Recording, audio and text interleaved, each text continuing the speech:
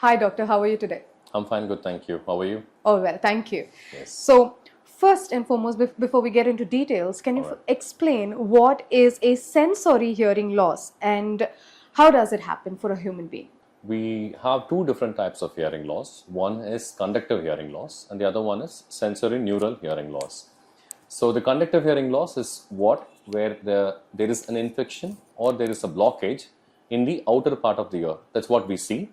Or in the middle ear, that is behind your eardrum, if there is any fluid or any infection there, that can cause block, and then the patient will come to you with a hearing loss.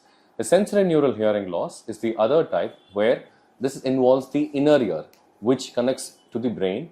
The nerve that conducts the sound from the inner ear to the brain is faulty. It can happen to anyone when there is an infection inside the inner ear, or if the inner ear is damaged, or if there are any tumors that are present over the nerve, in the course of the nerve from the inner ear to the brain. Okay. See, for a common human being who's just going around for work in their busy lifestyle, how do we understand or early detect that we have a sensory problem? Okay. So normally this is seen in elderly individuals as they age, like they lose their vision, they also lose their hearing. It progressively goes down. But that is called as presbyacusis. That will be seen in patients who are 50, 55 plus or 60 plus. But this, what we are talking about, is called as a sudden sensory neural hearing loss, which happens suddenly. It is termed as idiopathic sudden sensory neural hearing loss, which means idiopathic means there is no cause, unknown cause, and then it happens suddenly. For example, the patient will sleep in the night peacefully. The next day morning, when he or she gets up, they get up with a complete ear blockage. So that is what called as a sudden sensory neural hearing loss. So how does this sudden sensory hearing loss happen? Because it should have some accumulation of things in it before it happens. Okay. Common things that are known to us are injury. The commonest is a trauma. Okay. After a head injury or a blow to the ears, the patient can lose their hearing. The second thing is after some infections such as mumps and measles, when the patients, they acquire these infections, they can end up having the sudden sensory neural hearing loss. Like I told you, the commonest cause is idiopathic, so we don't know. So we blame the virus. Any viral infection, like a viral fever or viral cold in that recent past, could give you a clear history that this could have damaged the nerve that is conducting the hearing. So then these patients come up with a hearing loss. Okay. Could you share one of those incidents where a patient came up to you with a sensory hearing loss? Lots. I can tell you patients after COVID-1, we had patients like how they lose their smell and how they lose their taste sensation. I also had patients who had hearing loss. A very few patients, they came to us the second or third day after they found out that they had a ear block and they had a hearing loss. And we run them through a couple of tests, which tells us that they are gone in for a complete hearing loss. Okay. So recently, Alka Yagnik's case, a singer, had openly expressed saying she has this sensory hearing loss. So, and they've mentioned the cause being a viral attack. What kind of virus generally is? You told us a common virus, but is there anything specific that could lead predominantly to this? See, like we know that corona is also a type of a flu virus. Even the common flu can affect your inner ear hearing. So we can't really say this is the virus that is affected. So any viral infection could have caused this. And yes, I really feel sorry for her that she has to lose such a beautiful voice she has got in the industry. And she will come out of it if she follows her doctor's orders. And let's hope for the best. But the virus, it could be anything. The virus which affects me could not affect you. So that's how each and every individual are. Right. The best thing is to just be safe when you go out. Okay. When Alka Yagnik actually expressed that she has this issue, she also mentioned to be extremely careful about loud music, exposure to earphones and things like that. So could you explain a little more for our viewers about the connection of these? Right. So I do have patients from the music industry and patients working with the sound factories and patients who are working in factories which produces decibels more than 70-80 decibels and they're working for about 12 hours a day. So those patients, when they come to us in early age like 40-45, they experience the hearing loss what a patient should experience when they are 60-65. That is because of the sound exposure, the noise exposure that they have been continuously hearing for more than 2-3 decades. And nowadays we are seeing a lot of kids as well as like adults, young individuals, during drive, during their bus, or when they are sitting at home, they are listening to music with loud sounds. So that can damage your hearing now, but that will not cause a sudden loss like we are talking right now.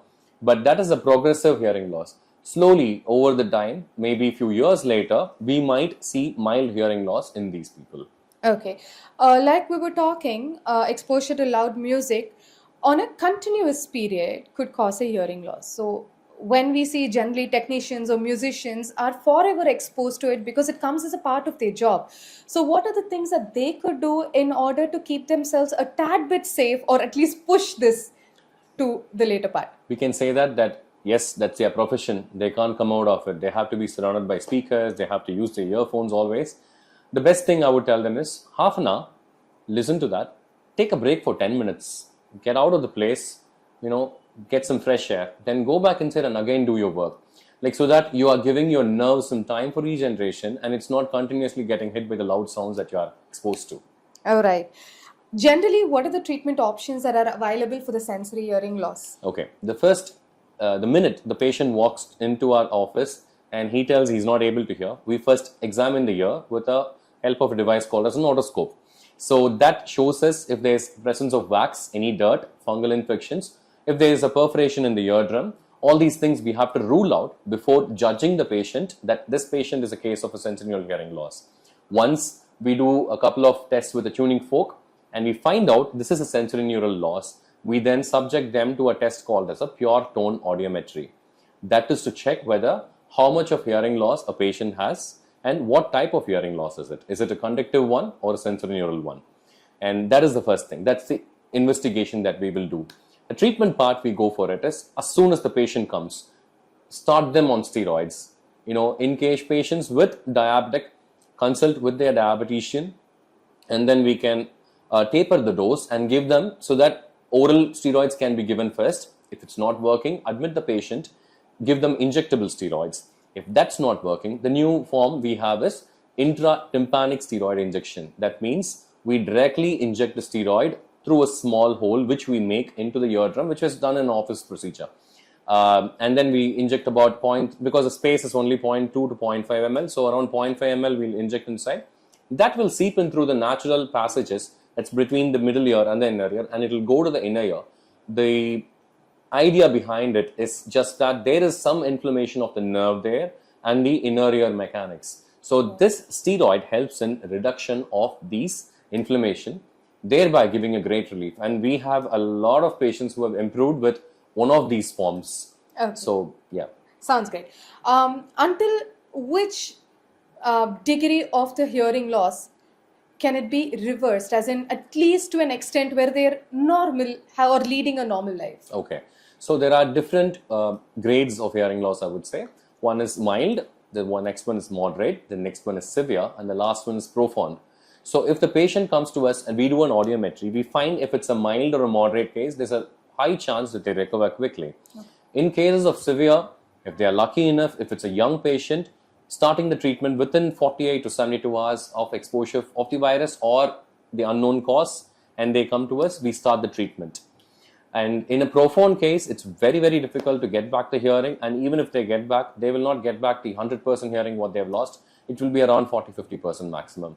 And choosing the patient for the right treatment is depending upon the doctor. The young patients, we can vigorously start them on steroids, whether the elderly patients who are diabetics, we'll have to wait for some time and give them the dose that how it will be useful for them or how it will be taken up by them.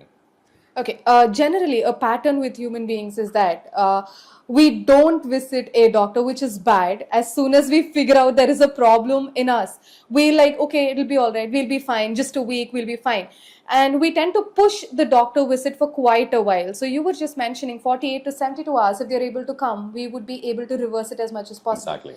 But most of the cases aren't like that, right? That's the national disease, right? We don't want to be termed as you are deaf or you are, what do you call it as? There's an hearing impairment. Exactly. You have an impairment. You can't see or you can't smell. Suddenly, you don't want to hear it from another person, especially a doctor who's been a good friend or a family doctor for you. If he says that, then everything goes down. So they try to push as much as possible. I have patients who have come to us after a month of this hearing loss, and we could not do anything for these patients. We try all these methods, but we tell them first itself, like 100% I can't give you an assurance that I can get back your hearing. So the first 3 days, maximum a week, meet your doctor as soon as you have a ear block. If it's just wax, you will hear immediately as soon as the wax has been removed by your doctor. So don't delay, go immediately. Okay, so in case where we have a sensory hearing loss, which is permanent, what kind of assistive devices or accommodations do we have for an individual to cope up with their condition? So once we try these methods of medications and it's failed, we go for hearing aid trials. So we give them hearing aids depending upon their severity of the hearing loss. There are different types of hearing aids which can be worn behind the ear, which is worn inside the ear, so you can't even see, the other person can't even see that there's a hearing aid that the patient is wearing.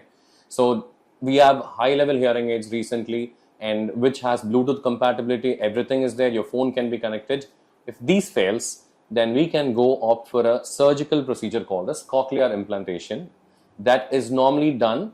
We normally do it for babies here who are born deaf, around 6 months to 1 year of age. We identify them, we do a couple of tests, we give them the hearing so that once the baby hears, the baby talks. Right. So in case of adults who have lost this, there are patients who have undergone cochlear implantation and they have improved, their hearing is improved, but it's a surgical procedure. It's about 2-3 hours, and under the safe hands, you're perfectly safe. Okay. I'm sure you've seen way too many patients with a hearing loss trouble. So are there any misconceptions or myths that surrounding the sensory hearing loss that you would love to address? No myths, but yes, as soon as they have a hearing loss, the elder generation in the house, they ask the children or the younger generation to apply oil immediately. So I've had patients who had come applying warm oil, placing turmeric in their ears, garlic, and what not to, they treat the ear canal like a cooking pan. So that nothing should be done, because this will injure your ears more. And moreover, very important thing, I know you are friends with all your pharmacy guys.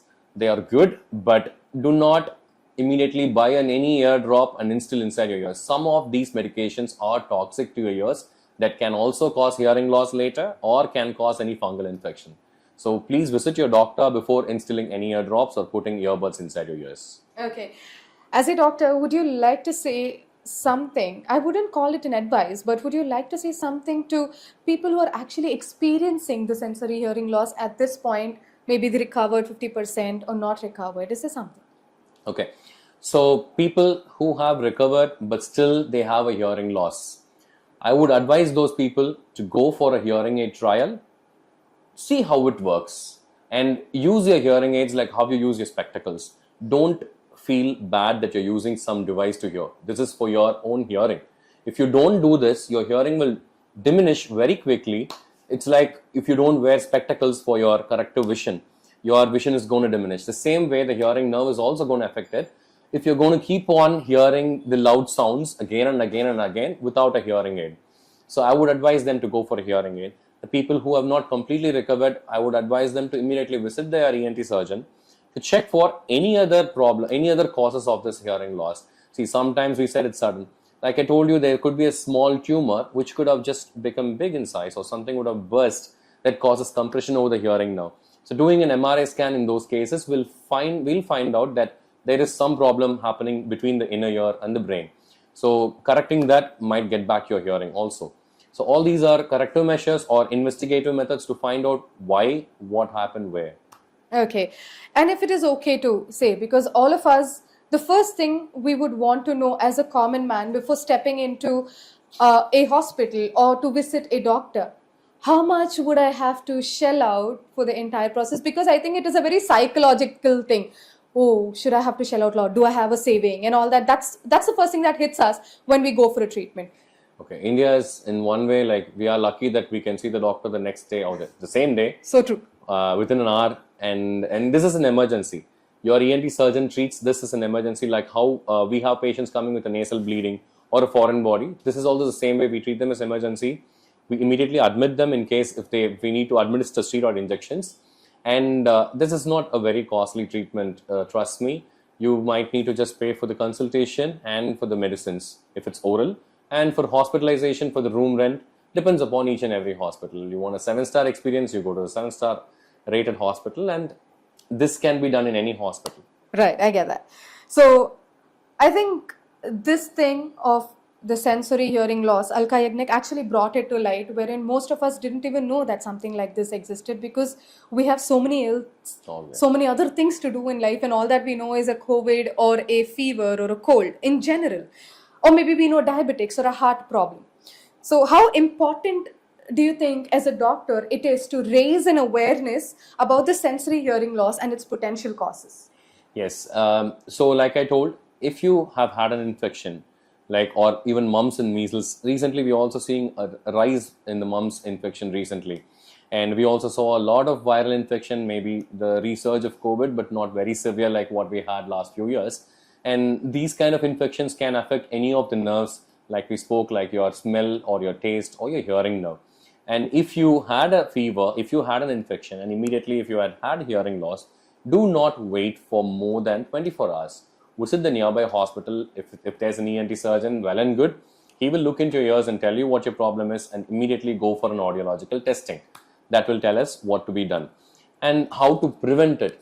The best way is try not to acquire these infections. See, we are living in a place which is fully, if you want to walk in the streets also, we are surrounded by at least 10 people. We can't just ask anybody not to cough. We have to cover ourselves with a mask. That's the best thing.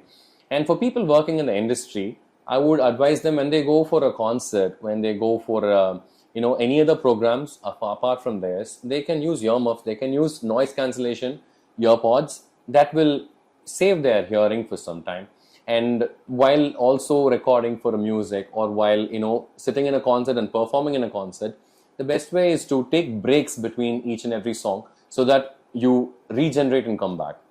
And make sure you hydrate yourself in those areas. The main thing is, as soon as you have a hearing problem, don't put anything inside to find whether there's something so that you can take it out. No, you can't take it out. It's difficult. You might injure your ear canal.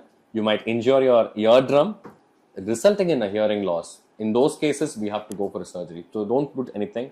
Don't instill any ear drops. Don't put any home methods or, like I said, like any vegetable inside the ears. And directly trust your ENT surgeon. He's going to look into your ears and he will tell you what's there. And just go along with the flow. We will be able to retrieve back.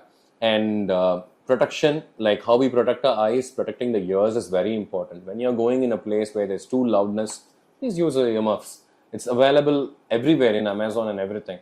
So just buy one for $100-200 and wear it across your ears. That's going to help you a lot. As a doctor, I'm sure this would have been one thing that would have irritated you the most, where people use buds in spite of telling them a zillion times, don't use buds. And then I've seen people using key inside their ear to just fiddle. So what do you have to say to them? Thanks to them, because my clinic makes more patients out of them. On a lighter note, but still, you said buds and keys, but I do have patients who uses the hen's feather. And some patients, they use the chalk, the slate pencils, pencil pen, children using the pencil tip to this thing. I've seen them injuring their eardrum, and if it doesn't close, believe me, in 2 months you have to undergo a surgery to get that perforation closed by us. Otherwise, you will lose hearing there. So it's better don't touch it. The earbuds are created for the grooves in the outer ear and just the entrance of the ear, and not to put inside and massage inside. Right. All right. Thank you so much, doctor. This was definitely something that we all needed to hear, and something that most of us wouldn't have known, hopefully. So thank you so much for your time. Thank you. Thank you for having me here.